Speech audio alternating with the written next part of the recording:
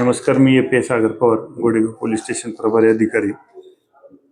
Godegaon police स्टेशनच्या कार्यक्षेत्रामध्ये आज सकाळी आम्हाला 2 ते 3 ठिकाणी घरफोडी झालेल्याची माहिती मिळाली.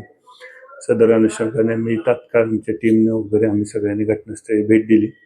त्या ठिकाणी एक रूट आहे आपला जुन्नरच्या बाजूचा आणि एक आहे खटकाळीमधला. तर साधारण जे लोक आपले इथं राहायला नाही आहेत, वास्तव्याला नाहीत, जे मुंबईला किंवा इतर परगावी राहिला आहेत, तर अशा ठिकाणी चोरीचा प्रकार घडलेला आहे. तर त्यामध्ये जे परिसरातले आम्ही CCTV फुटेज चेक केलेले आहेत, त्यामध्ये 3 संशयित दिसून येत आहेत.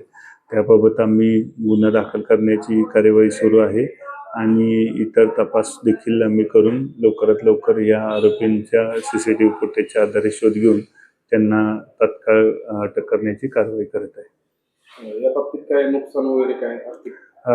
प्रथमदर्शनी तर आम्हाला जी माहिती मिळालेली आहे त्यामध्ये 10 ते 15 हजार रुपये रोख रक्कम चोरीला गेलेल्याची माहिती मिळालेली आहे आणि राहायला लोक नसल्यामुळे इतर काही अजून मौल्यवान वस्तू होत्या किंवा नाही याबाबत परिपूर्ण माहिती मिळालेली नाही. पण ज्यावेळी ते सर्व नागरिक येतील त्यानंतर आपण योग्य ती त्यांची जी काही वस्तू गेलेल्या आहेत, साहित्य गेलेलं आहे त्याप्रमाणे तक्रार नोंद करू.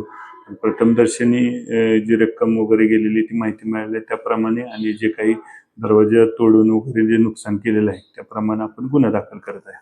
नागरिकांना तुम्ही काय आवाहन करता? नागरिकांना मी या माध्यमातून आव्हान असं करतो की आपली जी काही बंद घरं वगैरे आपण ठेवून जातो तर त्यामध्ये कोणीही मौल्यवान वस्तू वगैरे आपल्या ठेवू नये आणि जे काही आहे त्याबाबत सुरक्षेबाबत आपण ते आजूबाजूचे नागरिक वगैरे यांना सुद्धा आपण शेजारच्या लोकांना माहिती द्यावी.